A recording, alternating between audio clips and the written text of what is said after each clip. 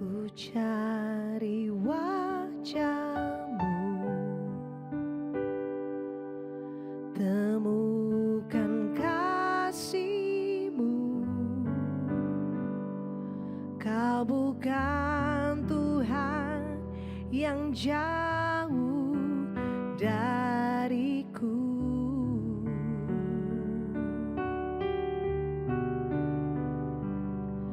Ku panggil namamu, ku dengar jawabmu. Kau Tuhan yang selalu dengar seruan hatiku.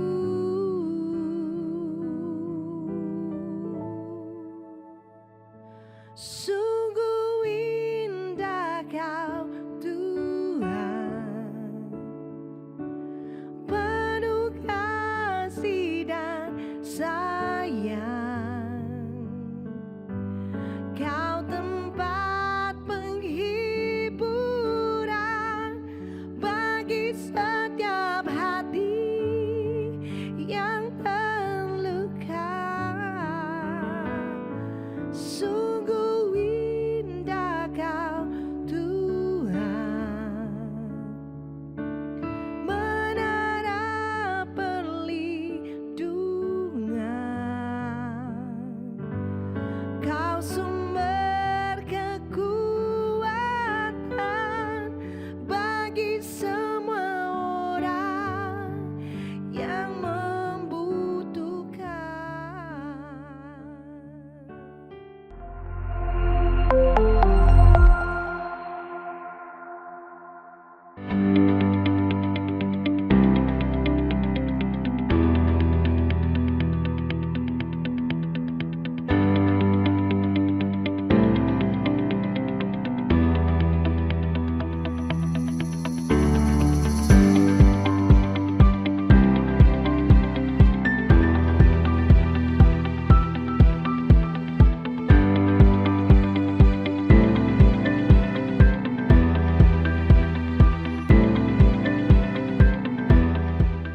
Mari kita satu hati di dalam doa.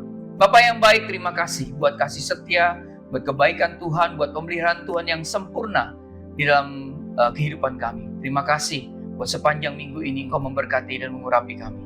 Terima kasih Tuhan Yesus, terima kasih. Bapa yang baik, sebentar kami akan mendengarkan firman-Mu. Roh Kudus terangi hati dan pikiran kami, hingga kami boleh mengerti, memahami, bahkan mengimplementasikan Tuhan firman-Mu di dalam kehidupan kami. Terima kasih. Kami mau katakan Tuhan, bahwa kami siap mendengarkan firman-Mu. Dalam nama Yesus, haleluya.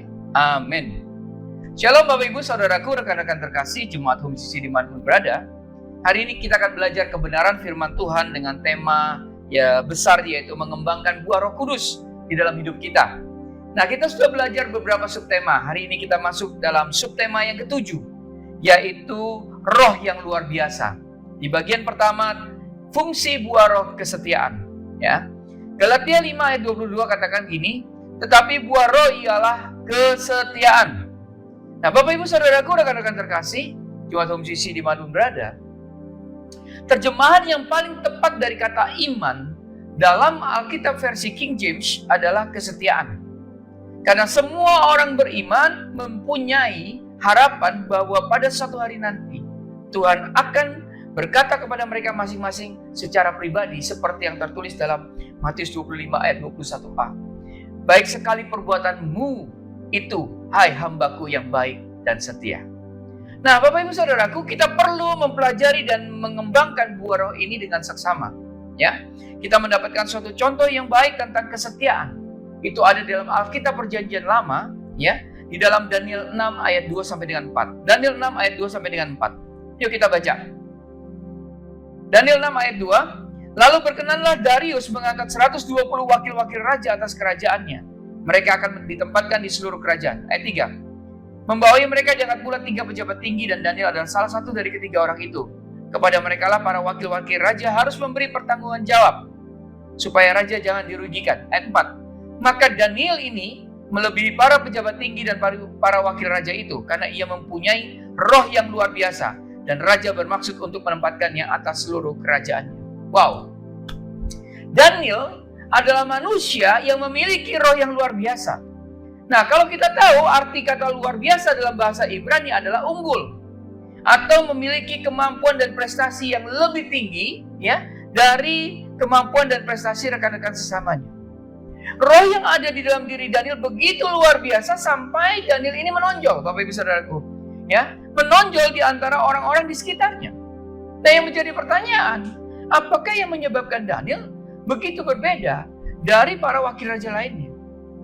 Apakah gerangan yang dimiliki beberapa anak Allah dewasa ini sehingga menonjol di antara orang-orang Kristen lainnya? Karena kenyataan memperlihatkan bahwa dalam setiap jemaat ada orang-orang beriman tertentu yang mungkin secara mencolok ya kelihatan lebih unggul daripada saudara-saudara seimannya. Padahal sudah seharusnya kita semua, Bapak Ibu Saudaraku, kita semua orang-orang saudara-saudara seiman, orang-orang beriman ya, memiliki kerinduan untuk menjadi unggul di hadapan Tuhan. Katakan amin. Di pihak lain, ada begitu banyak orang yang sepertinya sudah merasa cukup puas ya kalau sudah terdaftar sebagai anggota jemaat tertentu.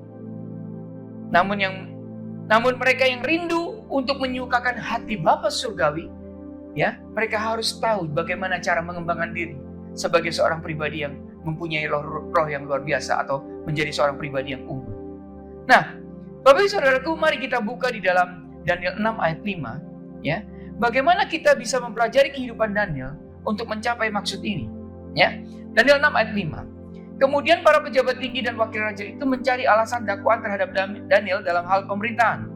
Tetapi mereka tidak mendapat alasan apapun atas atau sesuatu kesalahan, sebab ia setia dan tidak ada didapati sesuatu kelalaian atau sesuatu kesalahan padanya. Perhatikan baik-baik. Ya, pejabat tinggi dan wakil raja mencari alasan bagaimana caranya mempersalahkan Daniel. Tapi tidak ada alasan apapun juga. Karena didapati bahwa Daniel setia. Kesetiaanlah yang membuat Daniel ternyata lebih unggul dari semua pejabat tinggi dan wakil raja lainnya. Ya, seperti kata Amsal 20 ayat 6, katakan banyak orang menyebut dirinya baik hati, tetapi orang yang setia siapakah menemukannya? Bapak Ibu Saudaraku, dewasa ini sulit menjadi seorang manusia yang benar-benar setia. Akan tetapi jika ada satu sifat atau kebajikan yang dapat membuat seorang menonjol dari antara orang banyak dan mendapatkan perhatian penuh dari Allah, maka sifat itu adalah kesetiaan. Katakan amin. Tuhan telah berfirman kepada Mazmur Daud di dalam Mazmur 101 ayat 6. Mataku tertuju ya kepada orang-orang yang setia di negeri, supaya mereka diam bersama-sama dengan aku, orang yang hidup dengan cara yang tidak bercela akan melayani aku.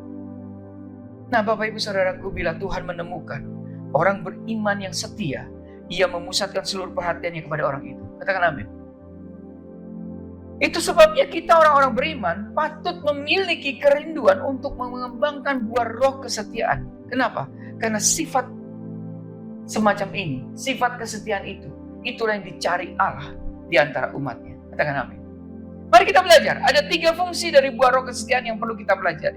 Yang pertama, fungsinya adalah untuk memperlengkapi orang-orang beriman dalam mengelola milik Allah. Fungsi pertama dari buah roh kesetiaan adalah untuk memperlengkapi orang-orang beriman dalam mengelola milik Allah. Yuk kita buka di dalam Kejadian 2 ayat 4 sampai dengan 8 dan 15. Kejadian 2 ayat 4. Demikianlah riwayat langit dan bumi pada waktu diciptakan ketika Tuhan Allah menjadikan bumi dan langit. Ayat 5. Belum ada semak apapun di bumi, belum timbul tumbuh-tumbuhan apapun di padang, sebab Tuhan Allah belum menurunkan hujan ke bumi, dan belum ada orang untuk mengusahakan tanah itu. Ayat 6. Tetapi ada kabut naik ke atas dari bumi dan membasahi seluruh permukaan bumi itu. Ayat 7. Ketika itulah Tuhan Allah membentuk manusia itu dari debu tanah dan menghembuskan nafas hidup ke dalam hidungnya. Demikianlah manusia itu menjadi makhluk yang hidup. Ya. Ayat 8. Selanjutnya Tuhan Allah membuat taman di Eden di sebelah timur. Disitulah ditempatkannya manusia yang dibentuknya itu. Kejadian 2 ayat 15. Tuhan Allah mengambil manusia itu dan menempatkannya dalam taman Eden untuk mengusahakan dan memelihara taman itu. Nah, Bapak Ibu Saudaraku, Tuhan menciptakan Adam untuk bersekutu dengan Tuhan. Amin. Tetapi ada alasan lain ya bagi penciptaan manusia bahwa Allah menciptakan langit dan bumi, ya, kabut naik ke atas dari bumi dan basahi bumi, menimbulkan tumbuh-tumbuhan dan semak-semak. Tapi belum ada orang yang mengusahakan tanah itu. Jadi kalau kita baca di dalam ayat Kejadian 2 ayat 15 ini, alasan mula-mula Allah menciptakan manusia adalah supaya manusia bisa mengurus Taman Eden. Dengan demikian manusia bukan hanya untuk bersekutu dengan Tuhan, ya, melainkan juga berdasarkan tujuan untuk dijadikan penerima dan penguasa hasil ciptaannya. Hal ini berlaku, ya, atas Adam yang mula-mula hidup di dunia ini. Dewasa ini pun Tuhan masih mencari orang-orang yang setia, yang bisa diberikan kepercayaan untuk mengelola benda-benda miliknya. Katakan amin. Ya, kita buka Kejadian 3 ayat 23 sampai dengan 24. Kejadian 3 ayat 23 sampai dengan 24. Ayat 23, lalu Tuhan Allah mengusir dia dari Taman Eden supaya mengusahakan tanah dari mana ia diambil. Ayat 24, ia menghalau manusia itu dan di sebelah timur Taman Eden ditempatkannya beberapa keruk dengan pedang yang bernyala-nyala dan menyambar-nyambar untuk menjaga jalan ke pohon kehidupan. Ketidaksetiaan manusia menyebabkan Allah mengusirnya keluar dari daerah yang seharusnya dikuasainya. Ini sebabnya Bapak Ibu Saudaraku, mengapa Allah ingin mengembangkan kesetiaan dalam diri orang-orang beriman dewasa ini. Supaya apa? Supaya mereka tidak kehilangan hak untuk memerintah atas hal-hal yang Tuhan telah sediakan bagi mereka di dalam roh. Katakan amin. Tuhan akan memberkati umatnya secara perorangan dengan sebanyak mungkin berkat yang dapat Ia percayakan kepada mereka untuk mereka kelola, ya, dengan penuh tanggung jawab. Tetapi karena banyak orang tidak setia, Allah tidak dapat mempercayakan karunia-karunia Roh Kudus, buah Roh Kudus, hikmat, pengetahuan, dan pewahyuan yang terkandung dalam firman-Nya kepada mereka. Jadi, orang-orang setia sajalah yang sepenuhnya akan dipercayakan kekuasaan yang berkelanjutan atas harta milik Allah yang terbaik. Amsal 28 ayat 20 katakan gini, orang yang dapat dipercaya mendapat banyak berkat. Dan amin. Yuk kita buka lagi ya, di dalam Matius 24 ayat 45 sampai dengan 47. Matius 24 ayat 45 sampai dengan 47. Ayat 45. Siapakah hamba yang setia dan bijaksana, yang diangkat oleh tuannya atas orang-orangnya untuk memberikan mereka makanan pada waktunya? 46. Berbahagialah hamba yang didapati tuannya melakukan tugasnya itu ketika tuannya itu datang. Ayat 47. Aku berkata kepadamu, sesungguhnya tuannya itu akan mengangkat dia menjadi pengawas segala miliknya. Nah, Bapak Ibu Saudaraku, perumpamaan tentang talenta di dalam Matius 25 ayat 14 sampai dengan 30 membandingkan kerajaan Allah dengan seorang yang mempercayakan kepada hamba-hambanya, ya, hartanya sebelum ia pergi ke suatu negeri yang jauh. Kepada yang seorang ia memberikan 5 talenta, ya, dan kepada yang lainnya 2 talenta, dan kepada yang ketiga ia memberikan 1 talenta. Lalu berangkatlah si tuan ini. Ketika pulang, tuan ini mengadakan perhitungan dengan hamba-hamba yang baik dan setia yang telah mengelola apa yang dipercayakan kepada mereka dan memperoleh laba bagiannya. Hamba yang dipercayakan 5 talenta mempersembahkan kepada tuannya 10 talenta dan mendengar tuannya mengucapkan kata-kata seperti ini dalam Matius 25 ayat 21. Baik sekali perbuatanmu itu, hambaku yang baik dan setia. Nah, kemudian hamba yang dipercayakan 2 talenta mengembalikan kepada tuannya 4 talenta dan juga mendengar perkataan tuannya berkata begini, baik sekali perbuatanmu itu, hambaku yang baik dan setia. Ya, di dalam ayat yang ke-23, Matius 25 ayat 23. Nah, akan tetapi hamba yang menerima 1 talenta mengaku bahwa ia telah berlaku tidak setia dengan harta milik tuannya. Karena dengan ketakutan ia telah pergi menyembunyikan 1 talenta itu di dalam tanah yang dipercayakan kepadanya. Tanggapan Tuhan itu kepada hambanya yang tidak setia adalah suatu peringatan rohani yang patut kita perhatikan, kita camkan oleh setiap kita hari ini yang sedang melayani Tuhan Yesus. Mari kita lihat Matius 25 ayat 28 sampai dengan 30. Demikian firman Tuhan. Ayat 28, sebab itu ambillah talenta itu daripadanya dan berikanlah kepada orang yang mempunyai 10 talenta itu. Ya. Ayat 29. Karena setiap orang yang mempunyai kepadanya akan diberi sehingga ia berkelimpahan. Tetapi siapa yang tidak mempunyai, apapun juga yang ada padanya akan diambil daripadanya. Ayat 30. Dan campakkanlah hamba yang tidak berguna itu ke dalam kegelapan yang paling gelap. Di sanalah akan terdapat ratak dan kertak gigi. Bapak Ibu Saudaraku, perhatikan. Allah akan mengambil harta miliknya dari orang-orang yang tidak setia dan memberikannya kepada orang-orang yang setia. Katakan amin. Ayat 29 tadi katakan, setiap orang yang telah berlaku setia akan menerima lebih banyak lagi. Tetapi orang yang tidak setia bahkan akan kehilangan apa yang dimiliki. Ayat 28 tadi menunjukkan bahwa apa yang ada di dalam dirinya akan diambil oleh Tuhan dan diberikan kepada orang lain yang akan menggunakannya dengan bijak bagi kepentingan kerajaan Tuhan. Bapak Ibu Saudaraku, oleh sebab itu, jika kita orang-orang beriman masa kini tidak berlaku setia terhadap apa yang telah Allah percayakan kepada kita, maka Tuhan akan mengambilnya kembali dari kita dan memberikannya kepada orang-orang beriman yang setia. Beberapa orang karismatik sepertinya mengira bahwa mereka tidak memiliki karunia apa-apa. Padahal sebenarnya tidak demikian, Bapak Ibu Saudaraku. Kata karismatik berasal dari bahasa Yunani karisma, yang terbentuk dari dua akar kata yang berarti suatu pemberian dan kebaikan melampaui yang semestinya. Anugerah.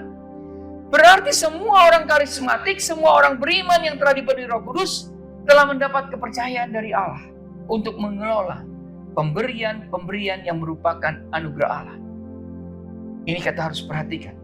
Orang-orang yang setia mengelola karunia-karunia yang telah dianugerahkan kepada diri mereka masing-masing akan dilimpahi milik Allah. Orang-orang seperti ini akan menuai dan menikmati kelimpahan, hikmat, pengetahuan, pewahyuan dan berkat Allah. Bahkan di dalam Ibrani 12 ayat 12 sampai 13 kita diperingatkan tentang bahaya ketidaksetiaan, Bapak Ibu Saudaraku. Ya. Yuk kita baca. Ibrani 12 ayat 12 sampai dengan 13. Ayat 12. Sebab itu kuatkanlah tangan yang lemah dan lutut yang goyah. Ayat 13. Dan luruskanlah jalan bagi kakimu sehingga yang pincang jangan terpelecok, tetapi menjadi sembuh. Selanjutnya, penulis kitab Ibrani mengutip kasus Yakub dan Esau sebagai contoh prinsip rohani yang menyatakan bahwa berkat-berkat Allah akan diambil dari orang-orang yang tidak setia dan diberikan kepada orang-orang yang setia. Ya, Ibrani 12 ayat 16 katakan begini. Janganlah ada orang yang menjadi cabul atau yang mempunyai nafsu yang rendah seperti Esau yang menjual hak kesulungannya untuk sepiring makanan. Karena Esau dilahirkan sebagai anak sulung, Esau memiliki hak untuk mewarisi berkat keluarga yang mengalir dari Ishak ayahnya. Tetapi hak kesulungan itu kemudian diambil dari dia dan diberikan kepada adiknya Yakub. Karena Esau tidak memiliki hati yang setia. Meskipun Allah telah memberkati anak-anak sulung dengan hak khusus untuk mewarisi berkat-berkat keluarga, Esau kehilangan hak kesulungannya karena ia tidak memiliki kerinduan hati untuk berlaku setia kepada Allah. Nah, kita membaca peristiwa yang serupa dalam kasus Saul yang kehilangan berkat rohani sebagai akibat dari kesalahan dan kejahatannya. 1 Samuel 16 ayat 14 katakan begini, tetapi roh Tuhan telah mundur daripada Saul dan sekarang ia diganggu oleh roh jahat yang daripada Tuhan. Ingat ya kisah Saul ya. Saul telah dipilih Tuhan untuk melayani sebagai raja Israel.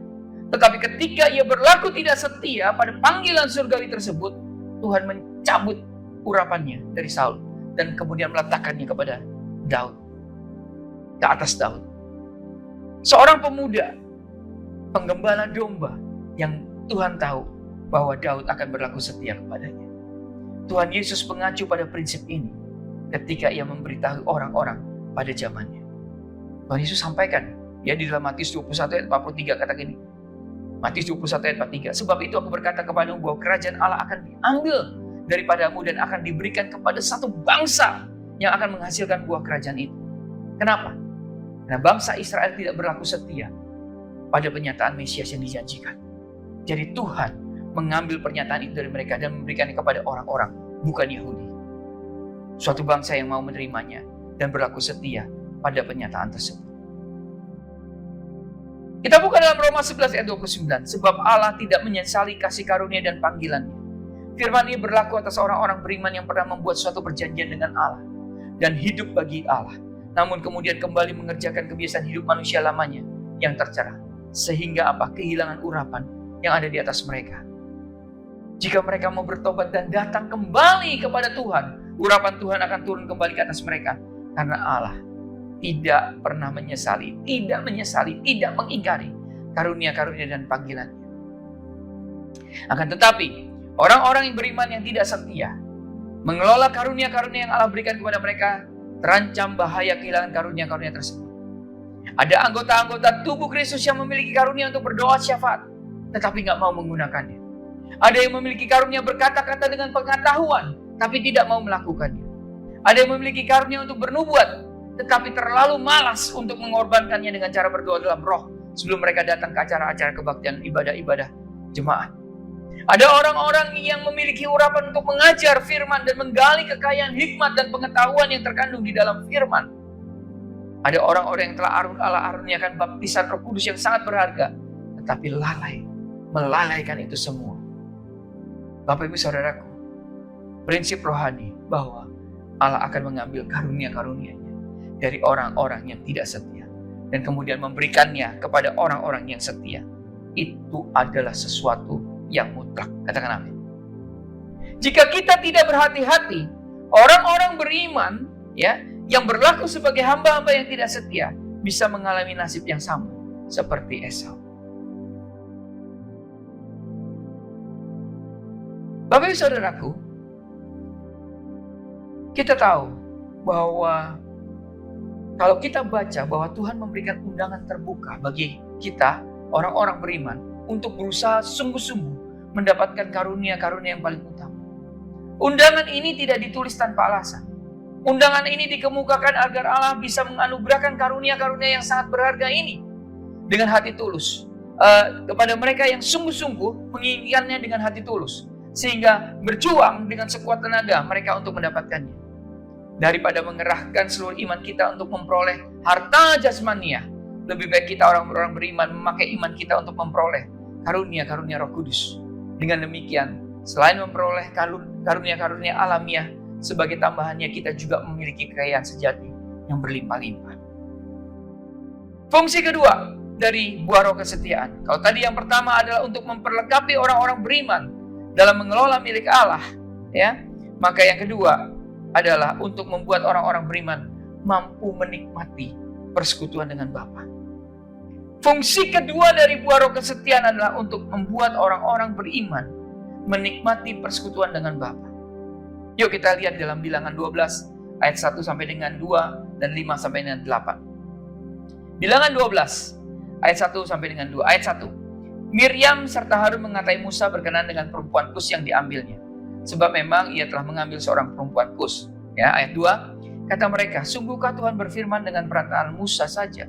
Bukankah dengan perantaraan kita juga ia berfirman? Dan kedengaranlah hal itu kepada Tuhan. Bilangan 12 ayat 5. Lalu turunlah Tuhan dalam tiang awan dan berdiri di pintu kemah itu, lalu memanggil Harun dan Miriam. Maka tampillah mereka keduanya. Ayat 6. Lalu berfirmanlah ia, dengarlah firmanku ini, jika di antara kamu ada seorang nabi, maka aku, Tuhan, menyatakan diriku kepadanya dalam penglihatan. Aku berbicara dengan dia dalam mimpi. Ayat 7. Bukan demikian hambaku Musa seorang yang setia dalam segenap rumahku. Ayat 8. Berhadapan-hadapan aku berbicara dengan dia terus terang, bukan dengan teka-teki, dan ia memandang rupa Tuhan. Mengapakah kamu tidak takut mengatai hambaku Musa? Bapak Ibu Saudara, ini ayat begitu luar biasa. Ayat 8 memperlihatkan hasil dari kesetiaan Musa, yaitu Allah berbicara kepadanya secara berhadap-hadapan, bahkan secara terus terang. Dalam bahasa Ibrani, kata yang diterjemahkan terus terang mengandung arti jelas atau nyata bagi pengertian. Karena Musa setia, suara Allah itu sangat jelas dan nyata bagi pengertian. Orang-orang Kristen sering mengemukakan fakta bahwa mereka tidak dapat mendengar suara Allah dengan jelas. Mereka mengeluh bahwa bagi mereka suara Allah sepertinya tertutup oleh alat peredam bunyi, sehingga sangat sulit untuk dimengerti. Nah, orang-orang beriman ini patut memeriksa kesetiaan mereka dengan jujur. Sebab firman Allah telah berkata bahwa karena Musa setia, Allah berbicara kepadanya dengan suara yang jelas dan dapat dimengerti sepenuhnya. Yesus berkata di dalam Yohanes 5 ayat 30, demikian firman Tuhan, aku tidak dapat berbuat apa-apa dari diriku sendiri. Aku menghakimi sesuai dengan apa yang aku dengar, dan penghakimanku adil, sebab aku tidak menuruti kehendakku sendiri, melainkan kehendak Dia yang mengutus aku. Karena Yesus, ya berdasarkan ayat ini, karena Yesus memiliki hubungan yang sangat erat dengan Bapaknya, maka setiap kali Yesus menghadapi masalah, Yesus dapat mendengar suara Allah dengan jelas dan segera tahu apa yang harus dilakukan. Sebagai contoh, ketika orang-orang Yahudi membawa kepadanya seorang perempuan yang kedapatan berzina dan hendak melemparkan perempuan itu dengan batu, Yesus mendengarkan suara Allah dan membungkuk untuk menuliskan di tanah apa yang telah Allah perintahkan kepadanya untuk ditulis. Ya, itu ada dalam Yohanes 8 ayat 3 sampai dengan 11. Kenapa? Karena Yesus mendengar suara Allah dengan jelas dan tahu benar menanggapi persoalan itu. Ahli-ahli Taurat dan orang-orang Farisi menjadi sadar akan keberadaan diri mereka sendiri yang penuh dengan dosa. Lalu akhirnya mereka pergi.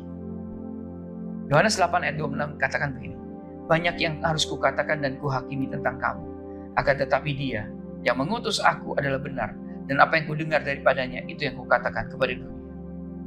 Suara Allah sedemikian jelas dan nyata bagi Yesus. Amin. Sehingga perkataan yang diucapkan Yesus adalah perkataan Bapa sendiri. Yang membuat Yesus dapat mendengar suara Bapa dengan jelas adalah kesetiaannya. Yuk kita baca di dalam Ibrani 3 ayat 1 sampai dengan 2. Ibrani 3 ayat 1 sampai dengan 2. Ayat 1, sebab itu, hai saudara-saudara yang kudus yang mendapat panggilan dalam panggilan surgawi, pandanglah kepada rasul dan imam besar yang kita akui, yaitu Yesus. Ayat 2, yang setia kepada Dia yang telah menetapkannya, sebagaimana Musa pun setia dalam segenap rumahnya. Wow. Yang membuat Yesus dapat mendengar suara Bapa dengan jelas adalah kesetiaannya. Ibrani 3 ayat 2 membandingkan kesetiaan Yesus dengan kesetiaan Musa. Yesus menerima keuntungan yang sama, yakni Bapa berbicara kepadanya dengan terang dan jelas. Very clear. Sebagaimana yang dialami oleh Musa. Kita orang-orang beriman masa kini, Bapak Ibu Saudaraku, akan menangkap suara Allah dengan jelas. Amin. Apabila kita setia dalam menaati perintah-perintahnya. Dan dengan demikian memenuhi kehendak-Nya. Ya. Nah, Yesus memberitahukan murid-muridnya di dalam Yohanes 10 ayat 27 katakan begini, domba-dombaku mendengarkan suaraku dan aku mengenal mereka dan mereka mengikut aku. Orang-orang beriman yang tidak setia mengikut Yesus karena mereka tidak mendengar suara gembala yang baik. Tetapi jika kita orang-orang beriman, kita orang percaya mendengar suara gembala yang baik, maka kita akan setia. Amin. Arti dari kata kesetiaan dalam bahasa Yunani adalah layak dipercaya atau dapat dipercaya sepenuhnya. Allah tidak berbicara kepada orang beriman hanya semata-mata supaya mereka dapat berkata bahwa mereka telah mendengar suara Allah. Bukan. Ia berbicara kepada orang-orang yang ia tahu pasti dapat ia percaya akan mengikuti Dia. Satu keuntungan yang Allah miliki atas anak-anaknya adalah karena ia mengenal mereka, bahkan lebih daripada mereka mengenal diri mereka sendiri. Allah tidak akan pernah bersuara kepada salah satu dari anak-anaknya hanya supaya orang itu bisa cuma mengumumkan, oh saya sudah menerima kabar dari Allah, oh saya sudah menerima kabar baik ya dari Allah. Puji Tuhan, glory bagi Tuhan. Bukan. Tetapi Allah akan berbicara kepada orang-orang yang Allah tahu akan mengikutinya dalam ketaatan. Amin. Jadi hanya dengan mengembangkan suatu sikap hati yang setia dan taat, Allah bisa mempercayai kita sebagai orang-orang yang layak dan mendengar suaranya. Hari ini Allah sedang mencari orang-orang yang dapat diajak berbicara pada tengah malam dan perintahkan bangun dan berdoa. Dan orang-orang itu akan bangun, bangkit dan berdoa bangkit dari tempat tidur mereka dan mereka berdoa. Tuhan kita tidak akan mengatakan bangun dan berdoalah semata-mata supaya seorang bisa bangun pada keesokan paginya dan bersuka cita atas pengalaman indah yang dirasakan ketika Allah berbicara kepadanya di malam hari. Allah hanya berbicara dengan jelas kepada orang-orang yang akan segera taat kepada suaranya setelah ia mendengarnya. Allah juga tidak akan menyuruh seorang yang beriman untuk pergi ke ujung jalan dan bersaksi kepada tetangganya semata-mata supaya orang beriman tersebut dapat membual bahwa Allah telah berbicara kepadanya dan memerintahkan sesuatu kepadanya. Tapi Allah berbicara langsung kepada seseorang untuk satu tujuan. Supaya apa? Orang itu melakukan apa yang diperintahkan kepadanya dan memerintahkan sesuatu kepadanya. Kalau orang itu tidak taat, ya ia tidak akan menerima kabar dari Allah untuk jangka waktu yang sangat panjang. Bapak, Ibu, Saudaraku, rekan-rekan terkasih, Tuhan tidak membuang-buang waktu untuk berbicara kepada orang-orang yang tidak melakukan apa yang diperintahkannya kepada mereka. Tuhan mengenal anak-anaknya. Ia tahu siapa dari antara mereka yang akan mengikuti pimpinan suaranya. Perhatikan, pada akhir zaman ini, orang-orang yang Allah kenal sebagai orang-orang yang setia akan menjadi sangat sibuk. Karena Tuhan akan banyak berkata-kata kepada mereka. Allah memberitahu seorang hambanya, bila mana engkau berdoa, kenakanlah sepatumu. Maksudnya apa? Ini pesan Tuhan bagi semua orang yang setia. Karena ada banyak pekerjaan yang harus dilakukan pada hari-hari terakhir ini. Dan sedikit pekerja yang bersedia melakukannya. Fungsi buah roh kesetiaan yang ketiga. Untuk memberikan kemampuan kepada orang-orang beriman. Untuk merasakan nikmatnya menyukakan hati Bapa. Tadi kita belajar dari fungsi buah roh yang pertama, bahwa fungsi buah roh yang pertama adalah untuk memperlengkapi orang-orang beriman dalam mengelola milik Allah. Yang kedua adalah bagaimana fungsi buah roh yang kedua untuk membuat orang-orang beriman mampu menikmati persekutuan dengan Bapa.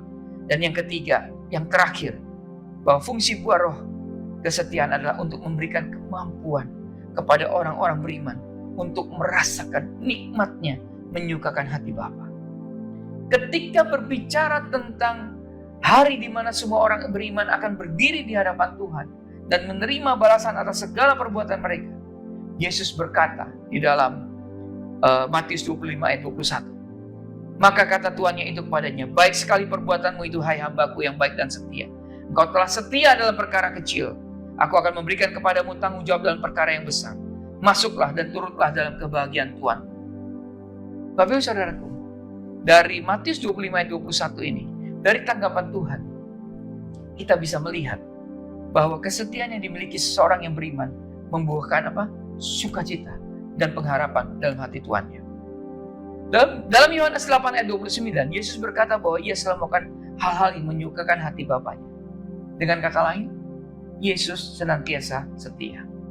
Demikian pula setiap orang beriman patut memiliki kerinduan hati untuk menyukakan Bapa dalam setiap perbuatan dan perkataannya. Namun hal ini ini hanya dapat menjadi kenyataan apabila kita berlaku setia. Setia kepada Allah seharusnya menjadi tujuan terpenting dalam kehidupan kita sebagai orang Kristen. Akan tetapi, kita pahami bersama-sama bahwa dalam praktek sehari-hari sudah begitu sering kali kita menjadi sedemikian sibuk melakukan berbagai kegiatan bagi Allah, sehingga nilai sesungguhnya dari kegiatan-kegiatan itu adalah mengerjakan pekerjaan kita sendiri di dalam namanya belaka. Paham ya? Padahal sebenarnya adalah lebih tertarik pada kesetiaan daripada keberhasilan. Yang dipedulikan Allah bukan sejauh mana anak-anaknya berhasil mencapai sukses dalam kehidupan ini. Yang penting bagi Allah adalah apakah anak-anaknya sedang atau lalai mengerjakan apa yang telah Ia perintahkan kepada mereka. Andai kata satu-satunya tugas yang pernah Allah berikan kepada seorang beriman adalah pergi ke suatu tempat dan melayani seseorang, satu orang seumur hidupnya, agar orang itu datang kepada Yesus, maka tindakan itu sajalah yang akan memberikan sukacita terbesar kepada Allah.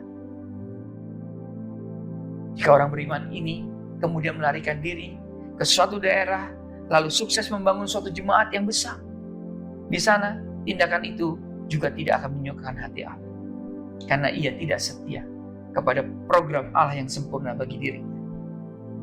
Perhatikan baik-baik Bapak Ibu Saudaraku. Allah lebih mempedulikan kesetiaan kita dalam melaksanakan apa yang telah Ia perintahkan kepada kita, program Allah bagi kita, daripada kegiatan-kegiatan yang kita kerjakan berdasarkan pemikiran dan kehendak kita sendiri. Itu program manusia. Bila kita kelak berdiri di hadapan Tuhan Yesus, Hakim yang benar itu, kita tidak akan dapat berkata, Tuhan, lihatlah semua pekerjaan yang telah aku lakukan. Kenapa? Karena Tuhan akan mempertanyakan kepada kita, apakah engkau telah melakukan apa yang telah aku perintahkan kepadamu? Apakah engkau berlaku setia? Amsal 25 ayat 13 katakan begini, seperti sejuk salju di musim panen, demikianlah pesuruh yang setia bagi orang-orang yang menyuruhnya. Ia menyegarkan hati tuan-tuannya. Bapak Ibu Saudara, Allah benar-benar merasa disegarkan jika ia menemukan seorang pesuruh, ya, atau pembawa berita yang setia. Kita orang-orang beriman harus sadar bahwa kehidupan kita bisa menjadi berkat bagi Allah, serta melayaninya bila kita anak-anak Allah berlaku setia. Bahkan dalam hal-hal kecil, hati Allah disegarkan dan Dia senang serta dimuliakan. Kita buka dalam perjanjian baru di dalam Ibrani 11 ayat 6. Ya, Ibrani 11 ayat 6. Tanpa beriman, tidak seorang pun dapat menyenangkan hati Allah. Sebab orang yang datang kepada Allah harus percaya bahwa Allah ada dan bahwa Allah memberi balasan kepada orang yang mencari. Dalam Roma 1 ayat 17 Paulus katakan orang benar akan hidup oleh iman. Dengan kata lain, orang benar patut hidup dalam cara yang menyenangkan hati Allah. Ya, kalau kita buka dalam Habakuk 2 ayat 4, sesungguhnya orang benar itu akan hidup dengan iman. Nah, dalam bahasa Ibrani, kata yang diterjemahkan iman dalam ayat ini sebenarnya berarti keteguhan hati, loyalitas atau kesetiaan. Jadi kebanyakan orang Kristen menjadi heran ketika mengetahui bahwa kata iman hanya muncul 2 kali dalam seluruh Alkitab Perjanjian Lama versi King James. Yakni dalam ayat ini, ya, Habakuk 2 ayat 4 dan Ulangan 32 ayat 20. Dan uniknya adalah kedua ayat ini, ya, berkata dengan iman ini tidak berbicara tentang iman sebagaimana yang kita pikir. Tetapi ternyata berbicara tentang kesetiaan. Banyak orang beriman membaca kitab Ibrani pasal 11 yang meriwayatkan tentang keberhasilan orang-orang kudus Allah yang hidup pada zaman Perjanjian Lama dan mengagumi betapa besarnya iman mereka yang miliki. Tahu nggak sebenarnya bahwa yang ditekankan dalam bagian Alkitab ini bukanlah iman mereka, melainkan bagaimana cara mereka telah menyenangkan hati Allah oleh karena besarnya kesetiaan mereka. Bapak Ibu Saudaraku, rekan-rekan terkasih, jemaat umum sisi dimanapun berada, dewasa ini ada banyak orang beriman yang menyalahgunakan iman.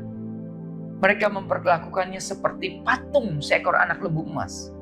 Sikap mereka kira-kira seperti ini. Mari kita kembangkan iman kita supaya kita bisa memperoleh, ya, semua keuntungan yang luar biasa ini. Ini diajarkan gereja-gereja hari-hari ini. Orang-orang yang memiliki pandangan seperti ini, ya, sebenarnya telah kehilangan pengertian tentang makna dari kata iman, yaitu kesetiaan. Kita masing-masing patut memeriksa diri kita sendiri, introspeksi dalam hal ini dengan mengajukan pertanyaan. Apa yang mendasari keputusan dan sikapku untuk berdiri di atas kebenaran firman Allah pada waktu aku menghadapi satu ujian? Ini pertanyaan yang harus kita renungkan, yang kita pertanyakan kepada diri kita sendiri. Saya ulangi, pertanyaan itu adalah apa yang mendasari keputusan dan sikapku untuk berdiri di atas kebenaran firman Allah pada waktu aku menghadapi satu ujian. Kalau maksud sebenarnya adalah untuk mendapatkan apa yang kita inginkan secara pribadi, maka motif kita bukan untuk menyenangkan hati Allah. Di pihak lain, jika kita berdiri teguh di atas firman Allah, karena kita tahu bahwa dengan melakukan tindakan itu, kita sedang berlaku setia dan menyenangkan hati Bapa, maka itulah motif yang murni. Bapak Ibu Saudaraku, ini semua sudah terdistorsi. Ya, inilah yang menyebabkan banyak orang Kristen lambat laun merasa lelah berdiri dalam iman mereka. Ya, berdiri dalam iman pada waktu mengalami ujian. Mereka tidak berdiri dalam iman untuk menyenangkan hati Allah. Karena mereka mengimani untuk mendapatkan hasil yang mereka inginkan. Sementara mengimani firman Allah, mata mereka lebih ditujukan pada jawaban atas kebutuhan mereka daripada ketaatan dan kesetiaan mereka pada firman-Nya. Wow, luar biasa. Dengan demikian, mereka lebih berkepentingan untuk memuaskan keinginan hati mereka sendiri daripada menggenapkan kehendak Allah. Seperti yang tulis dalam Amsal 25 ayat 13. Akibatnya apa? Akibatnya, jika hasil yang diharapkan tidak terwujud dalam 1 atau 2 minggu, mereka segera mundur dan mencoba menggunakan cara-cara yang lain. Biasanya mereka jatuh kembali ke dalam cengkraman roh kedagingan. Kenapa? Karena yang mereka inginkan hanyalah mendapatkan suatu hasil yang akan melepaskan mereka dari penderitaan atau membebaskan mereka dari ujian tersebut. Bapak Ibu Saudaraku, kita harus sampai pada pengertian bahwa arti kata iman adalah kesetiaan. Dan satu-satunya alasan sejati untuk berdiri dalam iman adalah dengan sikap dan tindakan kita. Di mana sikap dan tindakan kita itu menunjukkan bahwa kita sedang berlaku setia kepada Allah sehingga menyenangkan hatinya. Jadi hari ini sudah saatnya kita membuang konsep iman patung anak lembu emas. Kenapa? Karena ini menyesatkan. Yakni pemikiran bahwa seorang bisa memperoleh apa saja yang diinginkannya asal ia mencapainya dengan menggunakan rumusan yang tepat. Ini iman patung anak lembu emas. Kita patut mengerti bahwa iman merupakan satu-satunya cara yang dapat digunakan seorang jika ia sungguh-sungguh ingin menyenangkan hati Allah Bapa. Sudah waktunya kita orang-orang beriman, Bapak Ibu Saudara, mengalihkan pandangan mata kita dari hasil-hasil yang ingin kita capai melalui iman kita pada kehendak dan rencana Allah bagi kehidupan kita. Maka apabila ujian-ujian yang kita hadapi makin lama makin bertambah berat, kita akan mampu berdiri, bahkan terus berdiri dalam iman. Karena kerinduan hati kita bukan untuk memuaskan hawa nafsu kita, melainkan untuk menyenangkan hati Bapa surgawi kita. Bapak Ibu Saudaraku, anak-anak Allah yang setia akan menikmati sukacita, sementara mereka menyenangkan hati Bapa mereka. Amin. Ini juga merupakan salah satu cara yang dapat kita gunakan untuk melaksanakan perintah Allah. Bahwa sukacita akan bangkit dalam hati orang-orang yang tahu bahwa mereka sedang menyenangkan hati Allah. Bapak Ibu Saudaraku, rekan-rekan terkasih Jemaat Home Sisi dimanapun berada, kita sudah belajar tentang fungsi buah roh kesetiaan. Perhatikan dan ingat baik-baik bahwa ada 3 fungsi roh kesetiaan. Yang pertama adalah untuk memperlengkapi orang-orang beriman dalam mengelola milik Allah. Yang kedua, untuk membuat orang-orang beriman mampu menikmati persekutuan dengan Bapa. Dan yang ketiga, untuk memberikan kemampuan pada orang-orang beriman untuk merasakan nikmatnya menyukakan hati Bapa. Jika kita memahami fungsi buah roh kesetiaan ini, maka kita akan terus berupaya untuk mengolah dan mengembangkan buah roh kesetiaan ini dalam hidup kita. Tuhan Yesus memberkati. Bapak yang baik, terima kasih buat kebaikan Tuhan sehingga kami boleh mengerti, memahami 3 fungsi buah roh kesetiaan dalam hidup kami, yaitu untuk memperlengkapi kami Tuhan dalam mengelola milik Tuhan. Karena Engkau hanya mempercayakan kepada orang-orang yang setia. Terima kasih Tuhan Yesus. Dan kami juga belajar bagaimana fungsi buah roh kedua, yaitu untuk membuat kami, orang-orang beriman, mampu menikmati persekutuan dengan Engkau. Dan fungsi buah roh kesetiaan yang ketiga adalah bagaimana kami memberikan kemampuan kepada orang-orang beriman, memberikan kemampuan kepada kami untuk merasakan nikmatnya menyukakan hati Bapa. Terima kasih Tuhan Yesus. Ketika kami memahami ketiga hal ini, kami mau terus mengelola, menumbuhkan buah roh kesetiaan dalam hidup kami. Dalam nama Yesus, kami sudah berdoa dan mengucap syukur. Amin. Karena itu saudara-saudaraku jemaat Kristus yang dikasihi Tuhan, angkatlah kedua tanganmu dan terimalah berkat. Mari aminkan setiap perkataan berkat yang kita percaya bahwa kita menerimanya. Tuhan memberkati engkau dan melindungi engkau. Tuhan menyertai engkau dengan wajahnya dan memberi engkau kasih karunia. Tuhan menghadapkan wajahnya kepadamu dan memberi engkau damai sejahtera. Kiranya kasih dan penyertaan Bapa di surga dan damai sejahtera dari Tuhan Yesus Kristus serta penghiburan dari Roh Kudus terus menyertai kita sampai Maranatha Tuhan Yesus datang kembali. Kita yang percaya dan menerima berkat Tuhan, mari kita sama-sama katakan amin. Selamat hari Minggu, selamat berkumpul bersama dengan keluarga. Nikmati kebersamaan dengan keluarga kita. Terus cintai Tuhan, berhenti menghakimi dan selalu jadi berkat. Tuhan Yesus memberkati.